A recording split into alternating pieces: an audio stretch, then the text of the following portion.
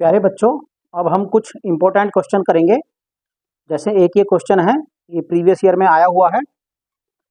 A part of monthly hostel charge is fix and the remaining depends on the number of days. हाँ, कोई hostel है बच्चों, उसका जो चार्ज है, दो तरह के चार्ज हैं उसमें। एक तो फिक्स चार्ज है और दूसरा जो वो पर डे के हिसाब से खाने का लेता है, वो पर डे के हिसाब से है। सपोज करो कोई आदमी हॉस्टल में 15 दिन रहा और रोजाना के उस 500 रुपए का उस हॉस्टल का फिक्स चार्ज है और 100 रुपए रोजाना वो खाने के लेता है। तो कैसे निकाल लेंगे इसको? 500 प्लस 100 रुपए पर डे के हिसाब से 15 से मल्टीप्लाई कर देंगे, तो उससे हमारे जो 15 दिन के निकल जाएंगे। इस तरह से हम इसको निकाल लेंगे। तो ऐसा ही एक हॉस्टल है। हाँ, number of days one has taken food in the mess. हाँ, वो पर डे के हिसाब से जो है दूसरा चार्ज है। When a student A takes food for 20 days, she has to pay 1000 rupees as hostel charges. कोई बच्चा है, उसने जो है 20 दिन वो हॉस्टल में रहा, उसने 1000 रुपए पे किए hostel charges. Whereas student B who takes food 26 days, कोई दूसरा बच्चा है, वो 26 दिन हॉस्टल में रहा, पे रुपीज 1180, उसने 1180 रुपए पे किए। Find the fix charge and the cost of the food per day. तो उसने दो बातें पूछी हमसे, उसका फिक्स चार्ज क्या है और पर डे की कॉस्ट क्या है। देखो, तो इसी को हम मान लेंगे,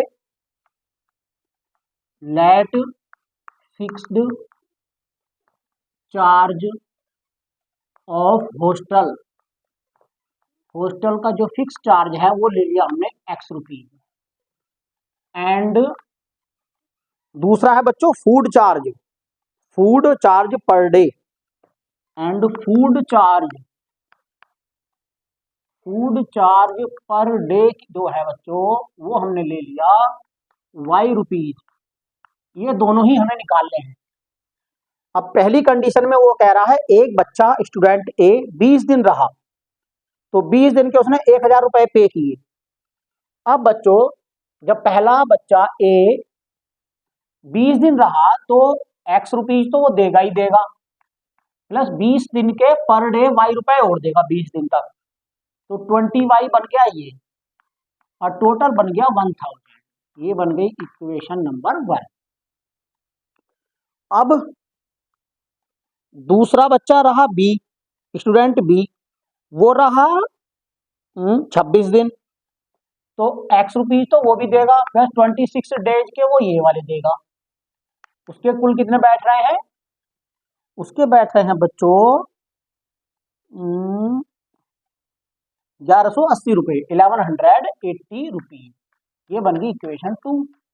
अब इन्हें सोल्व कर लेंगे हम बच्चों। किसी भी मेथड से इसको सोल्व कर सकते हैं। आप सब्स्टिट्यूशन से भी कर सकते हो, किसी से भी कर सकते हो। अगर एग्जाम में आपको पर्टिकुलर वो देता है कि इस वाले मेथड से सोल्व करना है, तो उसी से सोल्व करना है। अगर वो कुछ भी नहीं देता तो आपकी मर्जी है, जो आपको अच्छा लगता है, जो आपको आसान लगता है, उसी से सोल्व करना है, क्योंकि उसमें गलती होने के चांसेस कम है। जो आपको अच्छा लगता है। हम इसको एलिमिनेशन मेथड से सोल्व करते हैं बच्चों। एलिमिनेशन मेथड में क्या है? इक्वेशन 1 माइनस 2 कर दो। जब 1 में से 2 को माइनस करेंगे बच्चों, तो ये माइनस बन जाएगा, ये माइनस बन जाएगा, ये माइनस बन जाएगा, प्लस एक्स से माइनस एक्स कटेगा। ओके बच्चों, एलिमिनेशन मेथड में ऐसा ही होता है, या तो एक्स का कोफिशिएंट या वाई का कोफिशिएंट सेम बना लेते हैं, फिर 20y माइनस 26y करेंगे, क्योंकि ये माइनस का बन गया बच्चों, तो माइनस के 6y आएगा, इक्वल टू 1000 में से 1180 को माइनस करेंगे, ये माइनस का बन चुका है, तो माइनस के 180 आएगा। माइनस से माइनस कट होगा दोनों तरफ, 6 से 180 कट होगा 3 टाइम, तो y इक्वल टू बनेगा 3। अब y तो आ गया, नहीं सॉरी 30 आएगा बच्चों, 6 3 18 ना 0, तो y इक्वल टू आ गया 30 रुपीज पर डे। ये तो आ गया उसका पर डे वाला चार्ज। अब y की ये वैल्यू यहाँ पे पुट कर दो, x आ जाएगा, x plus 20y equal to 1000, x plus 20 multiply y की जगह करेंगे बच्चों, हाँ 30 पुट करेंगे इक्वल टू 1000, तो x इक्वल टू बनेगा बच्चों 1000, ये बनेगा 600, तो इधर जाके माइनस का बनेगा ये, तो यानी कि 400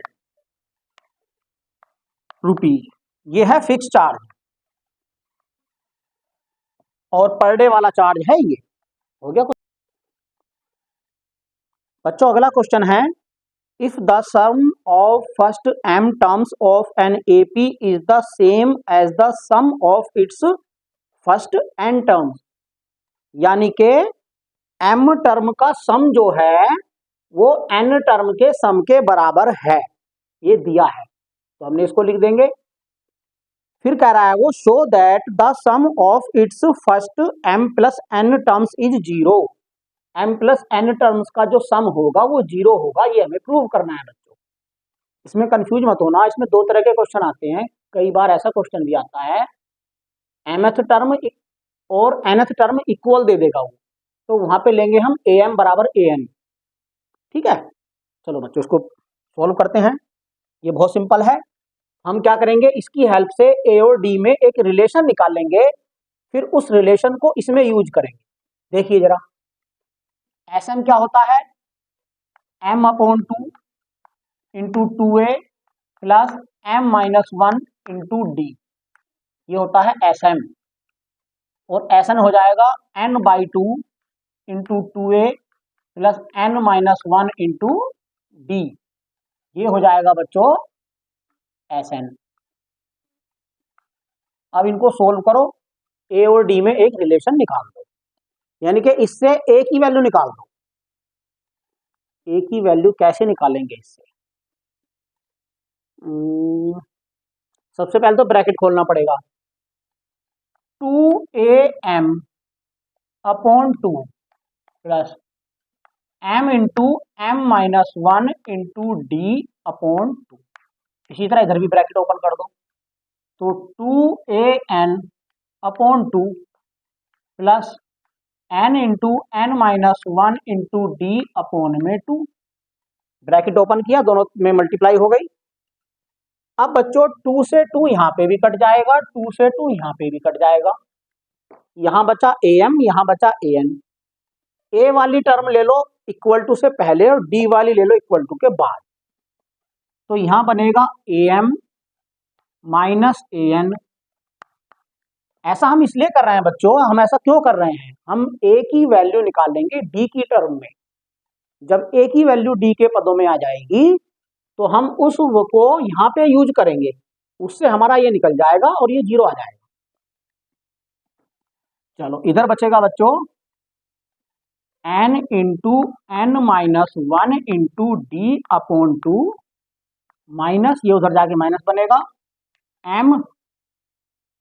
m into m minus 1 into D upon में 2, यहाँ पे ले लो a कॉमन, तो बचेगा m माइनस n, इधर में ऊपर से कुछ कॉमन आ रहा है, d अपॉन 2 ले लो सारा ही कॉमन, d अपॉन 2 यहाँ भी है, यहाँ भी है बच्चों, तो जब d अपॉन 2 कॉमन ले लिया तो यहाँ बचा n square minus n, bracket भी ओपन कर दो, ये n square minus n minus m square plus 1 और प्लस m, क्योंकि जब ये ब्रैकेट ओपन होगा बच्चों माइनस माइनस प्लस बन जाएगा, हाँ, इक्वल टू d अपॉन 2, इसमें n square minus m square को एक जगह ले लो, n square minus m square, इसमें से n ले लो कॉमन, माइनस के 1 कॉमन ले लो, माइनस 1 कॉमन लेंगे तो साइन चेंज होंगे, ये बनेगा n माइनस m। बच्चों इसका ऐसा हमने क्यों किया, इसको आपको आगे पता चलेगा, इसके फैक्टर कर देंगे, n माइनस m कॉमन आ जाएगा, लेकिन इधर m माइनस n आ रहा है ना, चलो कोई नहीं, करेंगे ऐसे ही हो जाएगा। इधर m माइनस एन से भी कर सकते थे हम, इसमें से माइनस कॉमन लेके उससे भी कर सकते थे। कई तरीके होते हैं बच्चों क्वेश्चन को करने के। यदि आप रट के रखोगे तो एक ही तरीका अपनाओगे, अगर आप अपने तरीके से करोगे तो कई तरीके से कर सकते हो। तो d/2 को इसको ऐसे ही रहने दो। यहाँ पे बच्चों A square minus B square का फार्मूला लगा दो, तो A plus B into A minus B होता है, तो ये हो जाएगा n plus M into N minus M. ठीक है, -1 और यहाँ पे बचा ये n माइनस एम।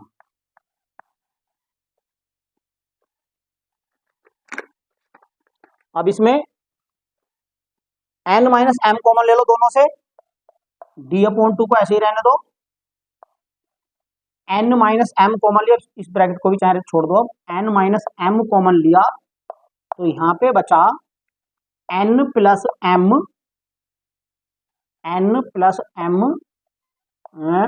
-1। ओके बच्चों, और इधर ये चल ही रहा है। अब m माइनस एन को उधर लेके जाएंगे तो अपोन में चला जाएगा। तो बच्चों इससे a इक्वल टू क्या बन जाएगा? अब a इक्वल टू हो जाएगा बच्चों d into N minus M. इसको लिख सकते हैं हम m प्लस एन -1 अपोन में है बच्चों 2 तो ये है ही, और a जो इंटू कर रहा है उधर चला जाएगा m माइनस एन। अब बच्चों यहाँ पे n माइनस एम है, अगर हम यहाँ से माइनस कॉमन ले लें तो ये m माइनस एन हो जाएगा। फिर m माइनस एन से m माइनस एन कटेगा, तो a इक्वल टू क्या बचेगा? a इक्वल टू बचेगा माइनस के d m plus N -1 upon में 2। ये बच जाएगा एक ही जगह बच्चों। अब हमें इसको निकालना है एस एम प्लस एन, इसकी वैल्यू 0 ला के दिखानी है, तो इसको निकालो। इसका फार्मूला लगा देंगे सीधा, S M plus N equal to होता है बच्चों, एस एन वाला फार्मूला जब लगाएंगे तो यहाँ पे एन अपॉन 2 आता है, बट यहाँ पे आएगा एम प्लस एन अपॉन 2, क्योंकि एन की जगह एम प्लस एन है। और यहाँ पे आता है 2a plus N minus 1 into D आता है, तो एन की जगह फिर से यही आएगा M plus N -1 into D bracket बंद equal to M plus N upon 2। अब बच्चों 2a, अरे बहुत सिंपल है बच्चों, जैसे यहाँ पे जब a इक्वल टू ये है तो 2a बराबर ये था ना, 2a ही रहने दो। चलो इसको यहाँ पे a अपॉन 2 करो ही मत, 2a निकाल दो। जब 2a निकालेंगे तो 2a की वैल्यू यही आएगी ना, तो 2a की यही वाली वैल्यू पुट सीधी यहाँ पे कर दो, तो minus D into M plus N -1, ठीक है, और प्लस डी इंटू डी, चाहे बाद में है इंटू या पहले है, एक ही बात है, D into M plus N -1 bracket बंद। अब बच्चों जरा ध्यान से देखो, माइनस के डी इंटू दिस और प्लस के डी इंटू दिस बिल्कुल सेम हो गए, कट के 0 आ जाएगा। तो ये क्या बनेगा? m plus N upon 2 multiply 0। जब 0 इसको मल्टीप्लाई करेगा क्या आएगा? ये 0 आ जाएगा। तो एस एम प्लस एन आ गया हमारा 0। उम्मीद करता हूं आपको समझ में आ गया होगा। एक क्वेश्चन और करा रहा हूं बच्चों, वो क्वेश्चन भी अच्छा है, वो ट्रिग्नोमेट्री का है। ट्रिग्नोमेट्री का क्वेश्चन देखिए,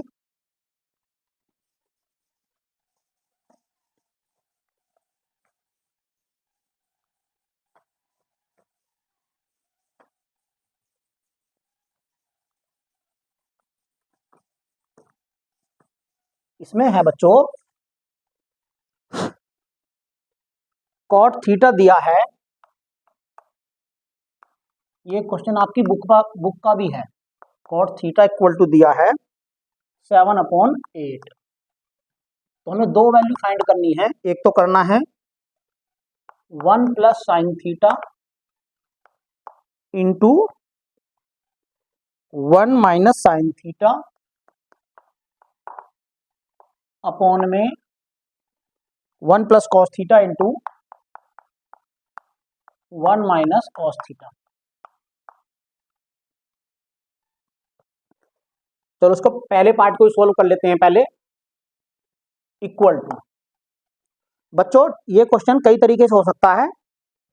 आप पहले चाहे कॉट थीटा से साइन थीटा कोस थीटा की वैल्यू निकाल लो, उससे कर लो, बट जिस तरीके से मैं करा रहा हूं उससे थोड़ा आसान है।